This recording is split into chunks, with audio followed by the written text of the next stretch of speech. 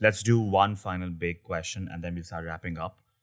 And keeping up with the theme, it's going to be another question I struggle with. And we have already established by all possible definitions of the word, I'm a layman when it comes to history of the conflict. And I used to believe, possibly naively, that Palestine is both the West Bank and Gaza. And now, maybe this is my ignorance, maybe this is just optics, or maybe it's genuinely tough to get legitimate news because legacy media has a bias.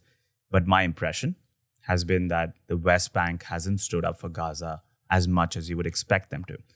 Now, even as much as, let's say, Lebanon has or South Africa has. And there are many directions we can take from here. But I think the historical context would be important first.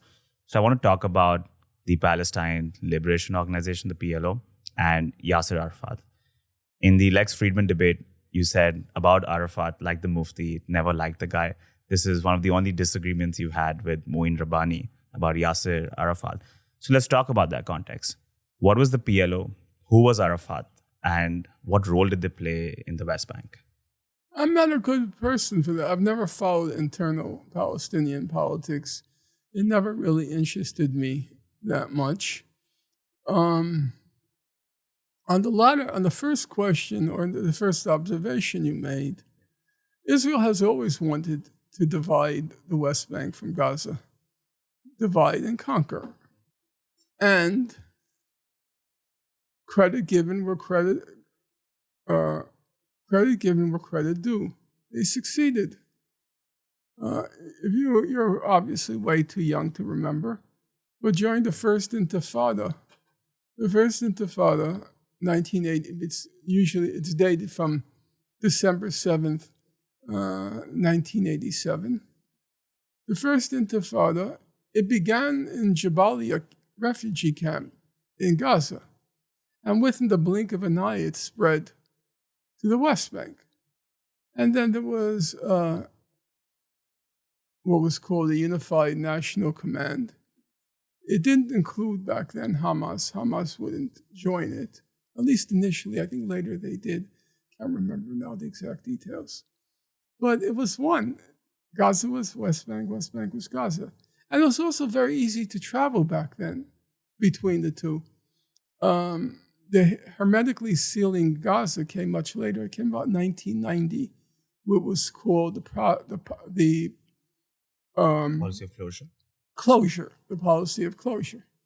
And then by 2006, it became, even earlier, by 2004, the Israeli head of the National Security Council was describing Gaza as a concentration camp. But over time, they divided.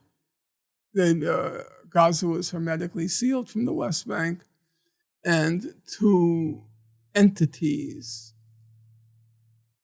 I don't know if I should call them provisional entities, but two entities, at least provisional entities, came into being.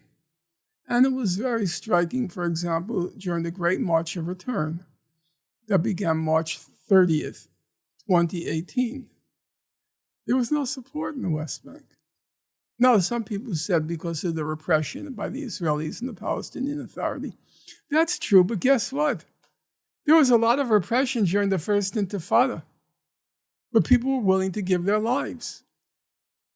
I talked to Palestinians I know about that, and they said that, and there's truth to it, there's truth to the argument. They said Palestinians are not willing to give their lives because alive for what? There's no goal. There's no object. You want to give full authority to the Palestinian, full control to the Palestinian Authority? Oh, thanks, but no thanks. You're not willing to die for nothing. So she said, yes, it's true people are afraid to die because the repression is formidable. But Palestinians have been willing in the past to sacrifice their lives for a cause. But now there's no cause. Mahmoud Abbas? No, that's not a cause. So they succeeded in their goal of dividing the West Bank from Gaza, it may prove to be ephemeral, and it may prove that a new movement will emerge that will unify the two places. But for now, look, the Israelis, they're not geniuses, but they have enough historical experience. And they calculate pretty well. They figured, look, every Arab state has a repressive army that does the bidding of the West, basically, and the ruling elite. So they figure, let's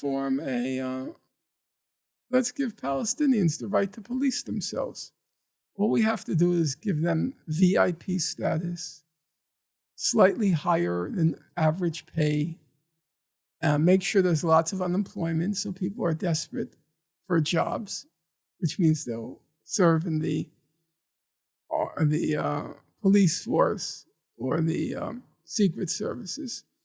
And why can't we create a Jordanian army? The only difference is they won't get a state, but they'll get the trappings of power, and the trappings of privilege. So I remember when the Oslo Accord was signed, what was his name? Well, physicist Andoni, Professor Andoni, Ghassan Andoni. Everybody understood the Palestinians got nothing from Oslo. But he says, what's the difference? If Oslo falls apart, we'll have a 25,000 person army. He thought the army would fight for them.